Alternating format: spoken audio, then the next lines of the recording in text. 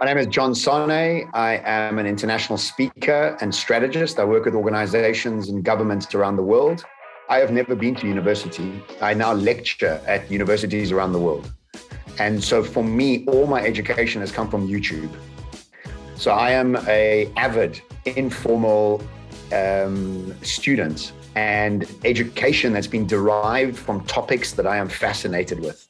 So the commitment I've made to myself is to have at least 1 hour a day of walking and listening to a lecture on YouTube or on a podcast that allows me to grow my brain, think about things differently, and sometimes to even hurt my brain. And the reason for that is that if your brain is not hurting, you're not learning anything new. And so the first time you hear of something and it doesn't make any sense, you're on the right track, because by the 12th time you've listened to it, you're like, okay, now I'm starting to understand it. So for me, it's all about informal education. I think the fact of going to university or getting a college degree or getting a paper behind your name is important to get a job. We're not in the job market, we're entrepreneurs. And in entrepreneurship, you need to be agile, quick, change, focus, think about new things, learn new things. And I think the word agility is thrown around a lot, but what actually agility means is that what we need to do as human beings is change the way we think about information.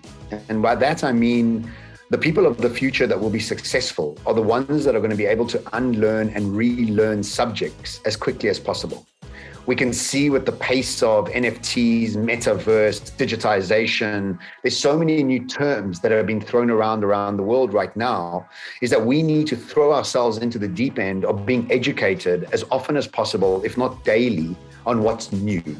So as entrepreneurs, as much as it's important to keep the cash flow of your business right, or whatever those sort of basic requirements are, I think a much more important process for us to do is to be educating ourselves continuously in the process of preparing for an unknown future.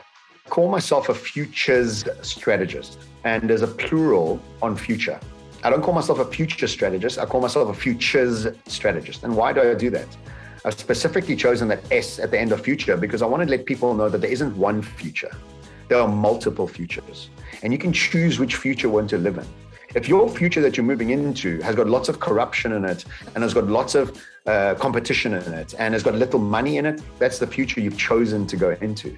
And other people don't have those issues. You know, some people never come across corruption because in their world, in their head, that's not what they're looking for. And so we also have to take this understanding that we have a responsibility and a choice as human beings to focus on what we want to focus on. And if we keep focusing on rubbish and bad things, our reality becomes full of those.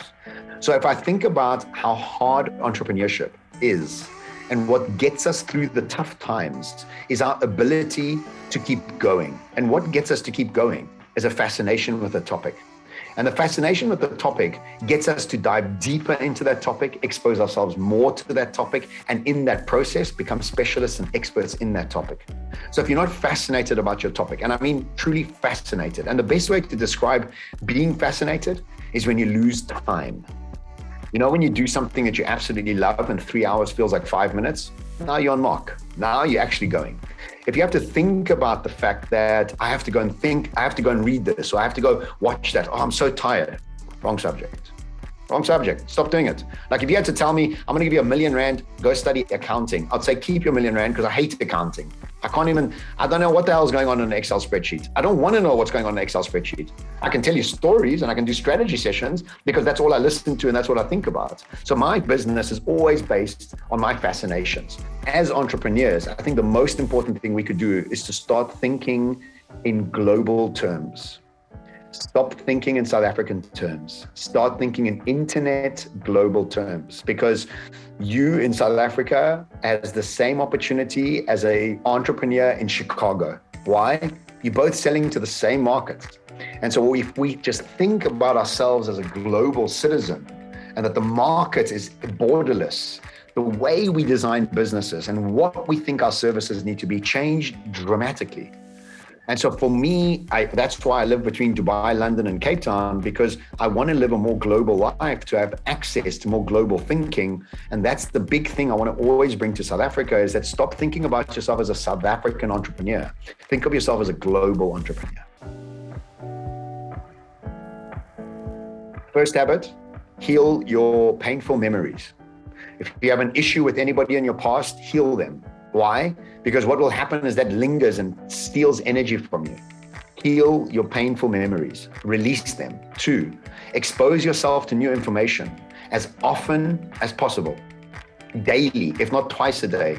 3, experiment, try new things. Theory just inside your mind is theory. What you want to be doing is practically putting it out and trying new things without having absolute outcomes necessary. So always heal your past, engage with as much new information